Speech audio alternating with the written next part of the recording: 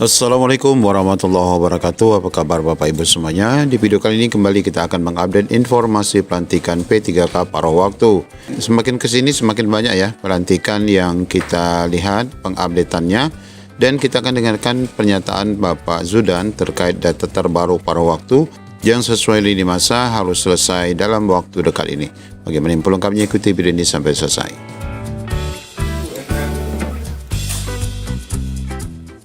Ya, lagi-lagi kita mendapatkan informasi undangan pelantikan khususnya untuk P3K dan P3K paruh waktu. Di sini kita mendapati ada dua undangan yang akan kita bacakan. Mungkin rekan-rekan sudah mengetahui atau belum, kita akan sajikan informasinya. Dan setelah sebelumnya kita ketahui Kota Balikpapan, kemudian di daerah Pasir, kemudian di Provinsi Riau yang pelantikannya sudah pun dilaksanakan pada hari Senin kemarin.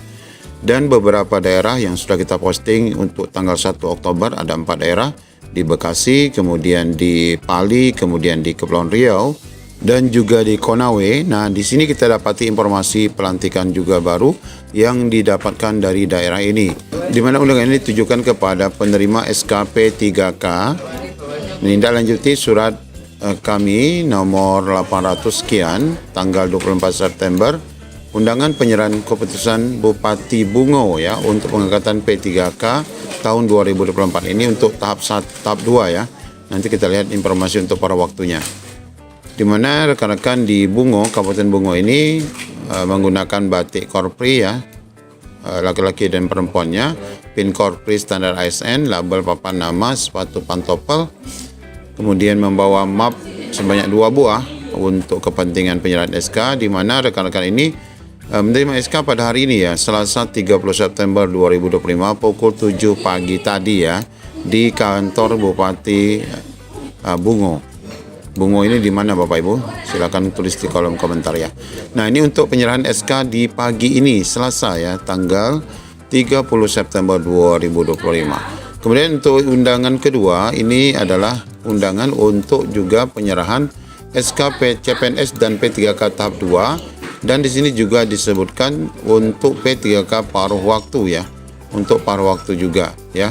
Kita lihat di sini juga dalam rangka pelaksanaan tahapan seleksi tahun 2024, penyerahan SK Selasa 30 September pukul 2 siang nanti di alun-alun Kabupaten Bojonegoro.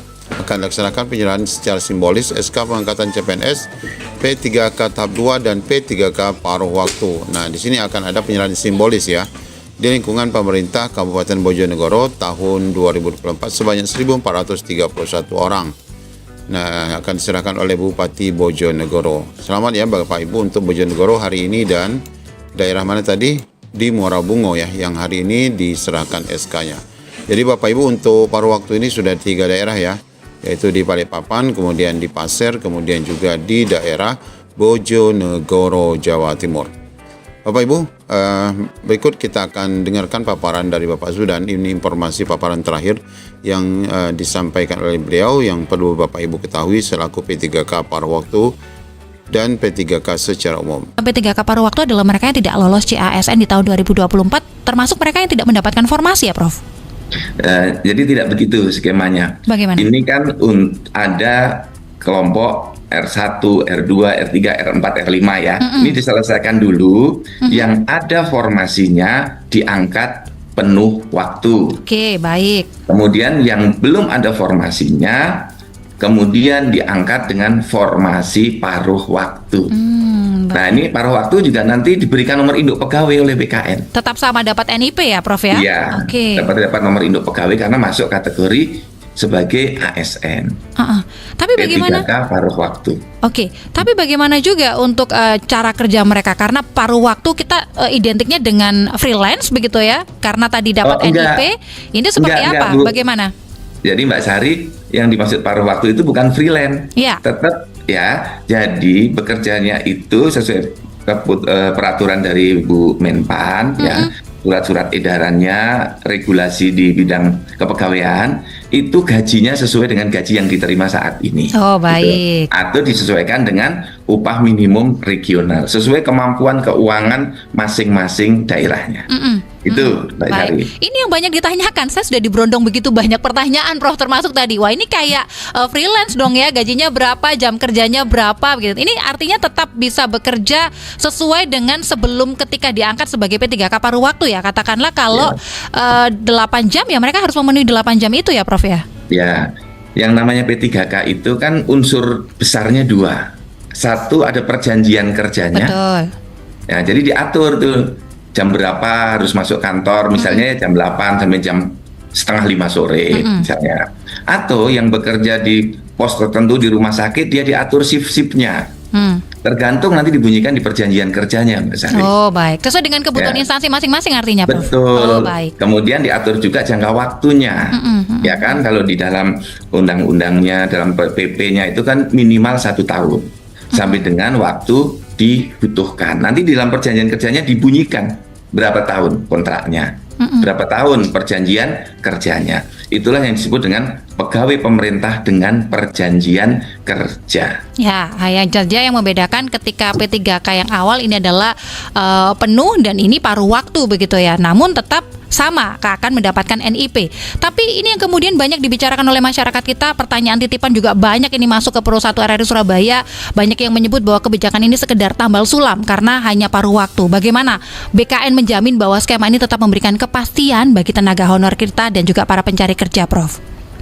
Nah, di dalam mengangkat pegawai seperti yang tadi saya sampaikan itu ada 2 faktor penting. Satu, kebutuhannya seperti apa. Yang kedua, ketersediaan anggaran, Mbak Sari. Ya. Ya kan? Nah, kalau nanti kinerjanya bagus, ini kan dievaluasi setiap tahun. Semua pegawai kita, PNS dan P3K, itu ada evaluasi kinerja. Nah, nanti dievaluasi kinerja itu dari PNS, P3K paruh waktu, P3K penuh waktu, sesuai dengan kontraknya.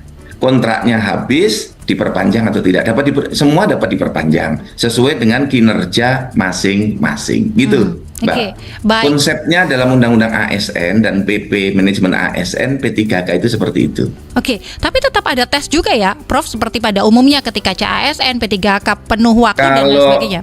Kalau dari P3K paruh waktu ya ke P3K penuh waktu nanti ada evaluasi kinerja. Oh, baik. Tapi kalau ke PNS itu aturan kepegawaian kita sudah mengatur harus dengan tes CPNS. Tidak otomatis P3K otomatis pindah ke PNS, enggak. Oke. Sistem dan aturan yang berlaku saat ini harus melalui tes CPNS sesuai dengan persyaratan yang berlaku. Ini sudah berjalan saat ini, Mbak Sari. Baik, ini saya boleh bacakan ya, Prof. Ada beberapa pertanyaan yang masuk sebelum nanti kita akhiri juga karena informasi-informasi harus diupdate terus. Ini ada Ibu Yanti yang mengirimkan pesan singkatnya menanyakan bagaimana dengan nasib P3K penuh waktu jika ada paruh waktu karena kabarnya belum jelas untuk bisa mendapatkan tunjangan hari tua katanya begitu. Dan ini bagaimana skema untuk bisa menduduki jabatan katanya karena anak saya juga P3K yang ini masih ketar-ketir kondisinya. Nah, ini bagaimana ini, Prof? Mungkin bisa disampaikan juga kepada para pendengar. Jumlahnya cukup banyak tadi disampaikan dan ini anak Bu Yanti salah satu P3K juga begitu. Cari ya, ini rekan-rekan semuanya. Yang PNS ya misalnya, dia kan dapat tunjangan hari tua, tunjangan pensiun karena kita kan membayar iuran. Dipotong sekitar ya 8% dari gaji pokok. Baik. Ya. Nah, ini skema ini bisa dipakai gitu ya. Jadi tidak kemudian nggak bayar apa-apa, nggak mengiur gitu, tiba-tiba nanti dapat tunjangan hari tua, enggak. Saya kan 25 tahun ini membayar iuran 8% dari gaji pokok untuk nanti tunjangan hari tua saya, pensiun saya gitu. Nah, untuk duduk dalam jabatan tentu harus memenuhi persyaratan-persyaratan dan kriteria-kriteria tertentu. Nah, sekarang sedang diselesaikan di dalam RPP Manajemen ASN gitu. Oke, baik. Gitu. Ini satu lagi ya, Prof. Ada Ibu Ida yang menanyakan juga ini. Mohon dong, Prof, ada kejelasan bagi P3K penuh waktu karena sehingga tidak tumpang tindih dengan yang paruh waktu karena mayoritas mereka adalah masa jabatannya lebih dari 10 tahun ke atas. Kalau beralih ke CPNS agak susah karena waktu dan usia. Sehingga harus ada kejelasan sehingga tenang dalam bekerja karena kan kontrak ya, Prof. Bagaimana ini, Prof? Sebenarnya semuanya basisnya kontrak, Mbak Sari. Sama. Semua basisnya kontrak. Sebenarnya sebutannya pegawai pemerintah dengan perjanjian kerja. Di perjanjian kerja itu disebut berapa lama dipekerjakan, Mm-mm. dimasukkan ke dalam sistem ASN, ada 5 tahun kah, ada 3 tahun, minimal 1 tahun, dan dapat diperpanjang sesuai kebutuhan organisasi, Oke. kebutuhan instansi, dan sesuai dengan kinerjanya. Mhm. Gitu. Baik. Bisa dilakukan perpanjangan, tapi tentu ini kita semua harus rajin ya, harus berkinerja tinggi ya, Nah, karena itu negara dia. sangat membutuhkan kinerja kita semua, yang PNS, yang P3K, semua harus berkinerja tinggi, karena semua Oke. dievaluasi.